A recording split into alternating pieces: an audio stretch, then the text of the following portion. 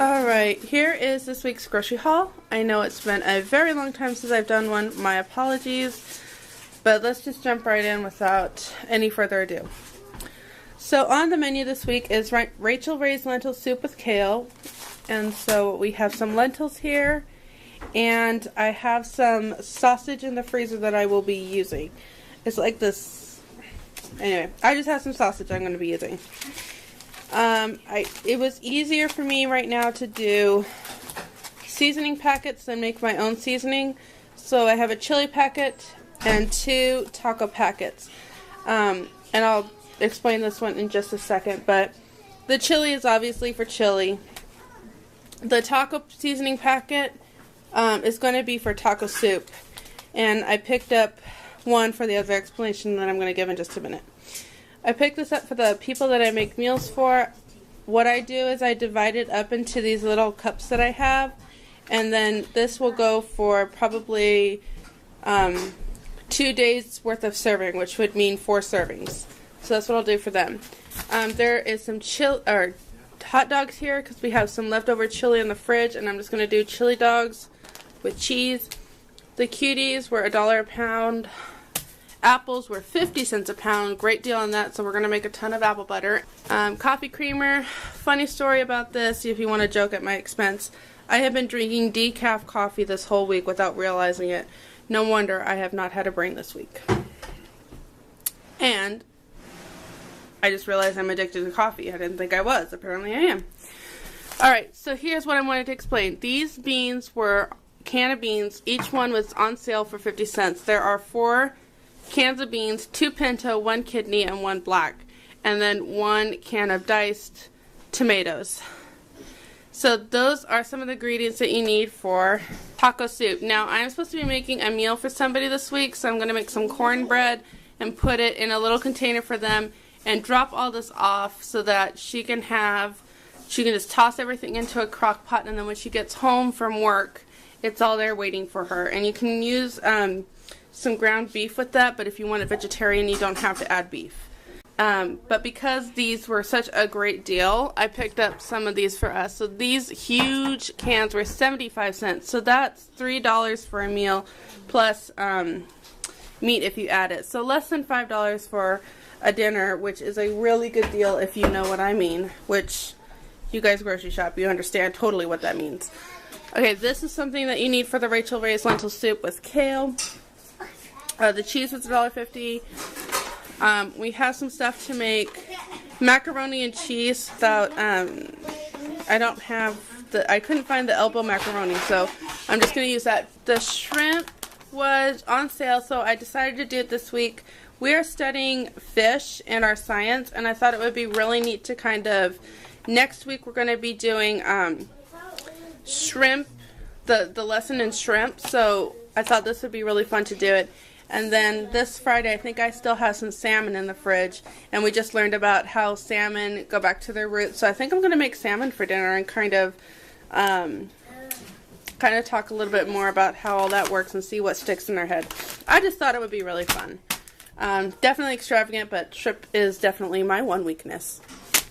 This was on sale, and I've been doing more baking, so I needed something of that. I have banana bread on the counter, which is why I ended up doing my grocery haul today. I was out of brown sugar. I didn't realize that. And I have very little xylitol left. So that's what prompted my grocery trip today. Finally needing some stuff. Okay. And then sausage. These had $1 off coupons, so that made them $1.50 each. So I picked this up because I can use this in the Rachel Ray's lentil soup for the people that I make for, because she doesn't like the like kielbasa sausage type thing. She likes a finer sausage. And then also we use it, you know, like in potato soup or something, just to kind of give it some flavor. And we do need a little bit more protein with our soups. Ground turkey, not a great deal, but did need it for meatloaf and for to add to the chili, because I do add meat to the chili. Some cream cheese. I am dying for some sweets, so I thought I would make it Trim Healthy Mama style, you know, less sugar and all that. I had a $1 off coupon for this, so this is going to be a breakfast this week. I'm just going to make French toast. Needed more parchment paper, self-explanatory. I add this to the couple's meals that I make. They always want soup, so I just do soup and crackers, and they haven't tired of it. Celery needed, zucchini needed. What else do we have here? Oh, and then just like diapers, wipes, and paper towels. So, there you go. There's this week's haul.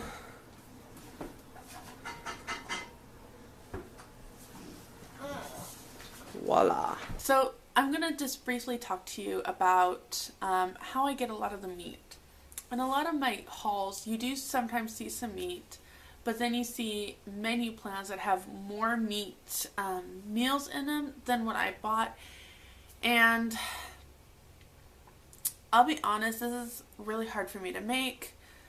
There's just always that feeling of shame that we carry when we come out. But what it is I have connections. I don't really know what to call it. That sounds like I don't know. It sounds cheap and I don't know how to say this. But I have a way to get meat from a food bank.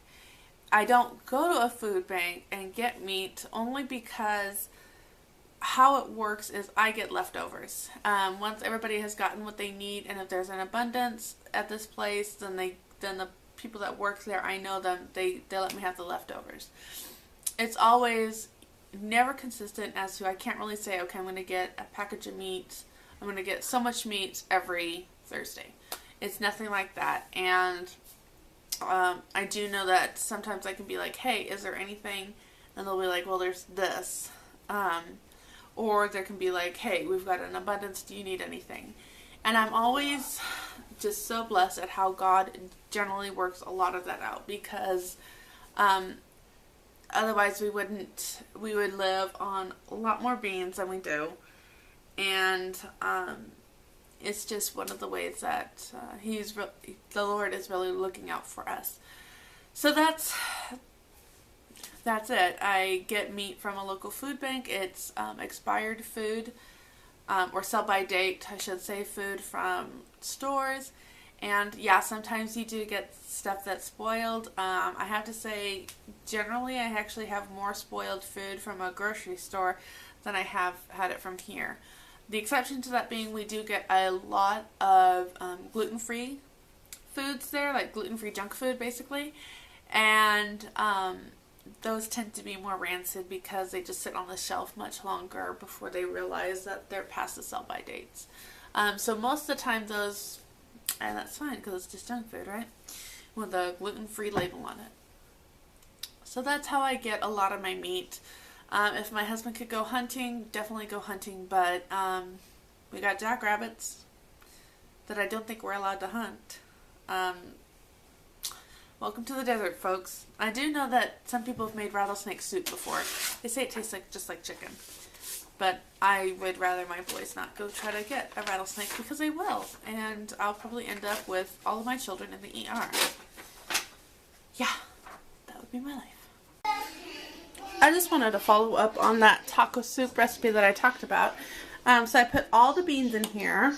And I also added a can of diced tomatoes, some of the butternut squash from my in-laws garden, and I did do 1 pound of the 2 pound of ground turkey that I had bought, and the seasoning packet, and 1 can of tomato sauce because I thought it needed a little bit more liquid. And when I put the corn in here, I just like dumped the whole can, so the juice and everything. And so this is going to cook on high for like an hour and a half, and then I'll turn it on low. And my large crock pot is filled, so this will probably give us 2 or even 3 meals for that cost. So that is such an inexpensive and such a great recipe. Serve it with some cornbread. And there you go.